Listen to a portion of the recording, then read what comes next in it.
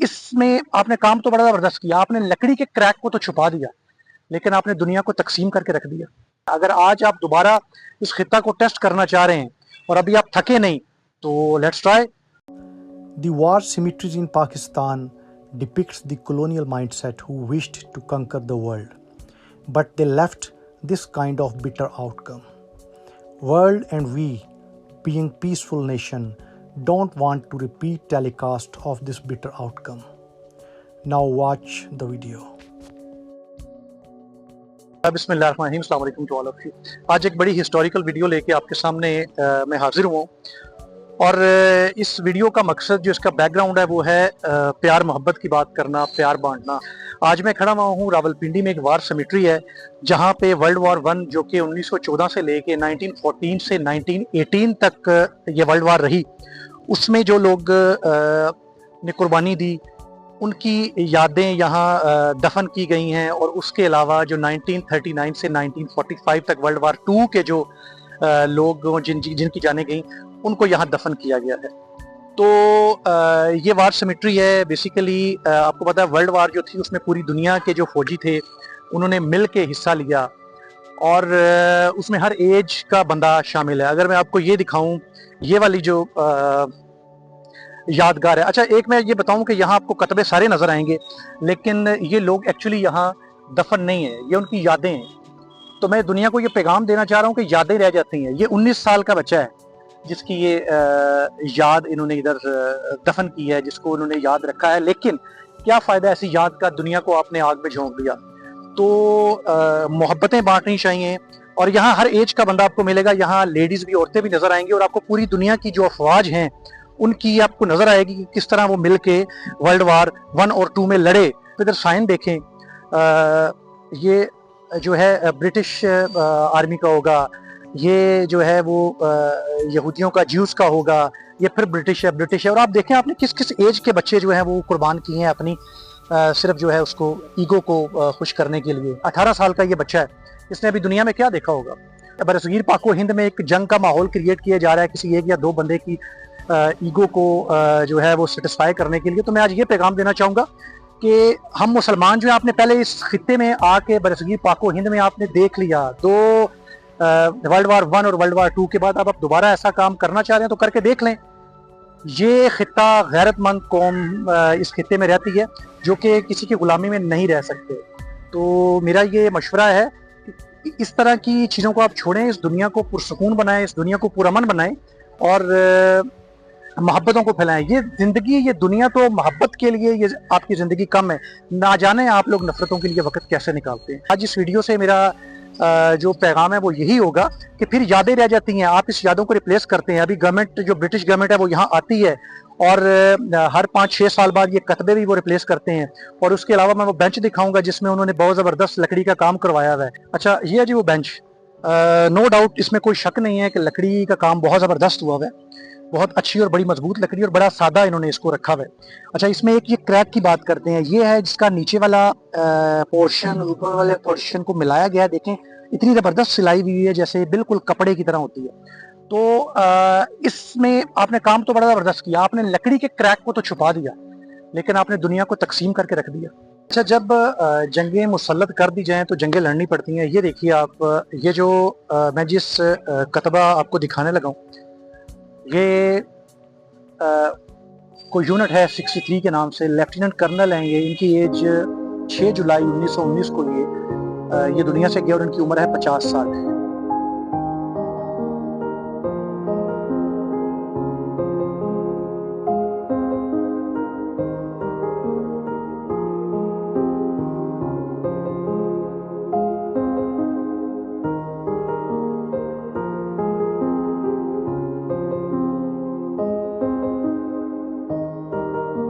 Anyway, तो इसमें आपको जितनी भी मेमोरीज आपको नज़र आएंगी, ये कुछ सर्विंग जो हैं फौजी हैं, उसके अलावा सिविलियंस हैं, उसके अलावा जंगी फौजी हैं, जो भी बाद में जंग में काम आए, उसकी मेमोरीज को यहाँ इन्होंने उसको प्रेजेंट किया है, यहाँ दिखाया है।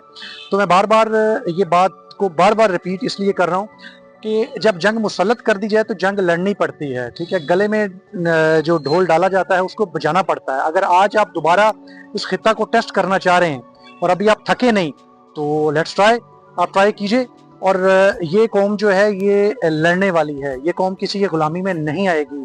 और बाद में आप मेमोरीज संभाल के, आपने देखे कितने छोटे छोटी उम्र के बच्चों को आपने ट्राई किया और उनको अपनी अना की तस्कीन के लिए आपने इस्तेमाल किया, और ये बच्चे 18-18, 19-19 साल में इन्होंने ये समझा कि अपने वतन पे कुर्बान हो गए।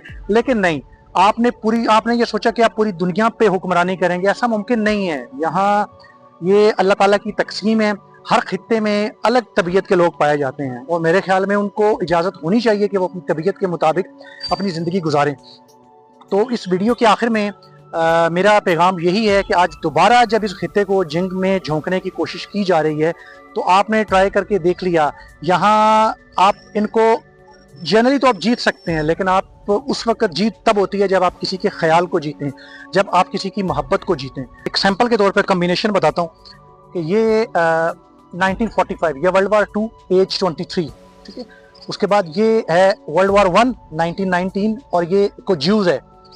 और इस तरह ये जो है ये 22 का है, ये वर्ल्ड वार 2 का है, ये भी वर्ल्ड वार 1 का, ये वर्ल्ड वार 1 का, ये 18 साल का बच्चा है, ठीक है। इसमें लिखा है sweet are the memories silently kept of one we love and will never forget. और ये है वर्ल्ड वार 1, ये वर्ल्ड वार 2 का, 20 साल उम्र है इसकी।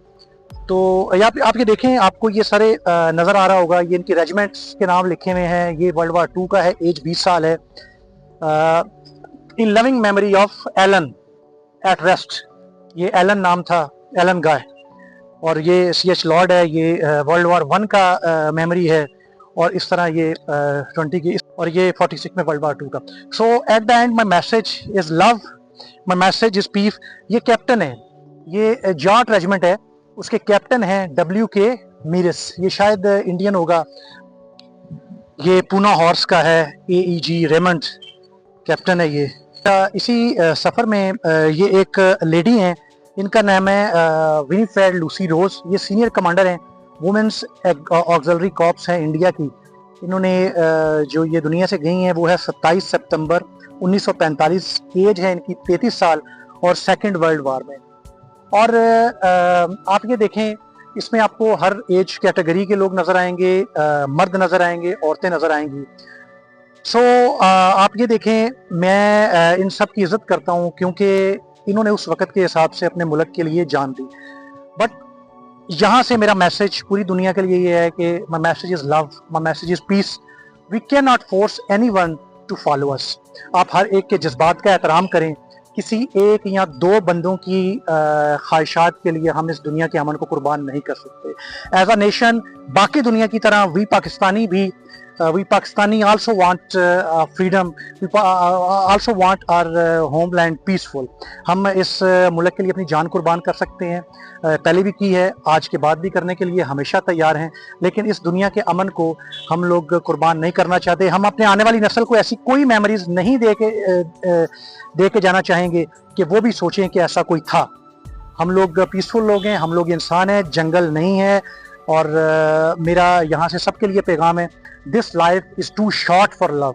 सो हमें इसमें मोहब्बत ही बांटनी चाहिए, नफरत की तरफ नहीं जाना चाहिए। कि खुश रहें, खुशियाँ बांटें। पाकिस्तान जिंदाबाद। हम लोग पाकिस्तान के पीछे खड़े हैं, अपनी अफवाज के पीछे खड़े हैं, गवर्नमेंट के पीछे खड़े हैं और अपनी जान देने के लिए हमेशा की तरह कुर्बान हैं। एज वेल एज हम सब की इज़्ज़त भी करते हैं और हम किसी के अगेंस्ट नहीं है। हमारी जो पीसफुल रहने वाली हमारी गवर्नमेंट की, हमारी अफवाज की जो ख्वाहिश है, उसको कमज़ोरी ना समझा जाए।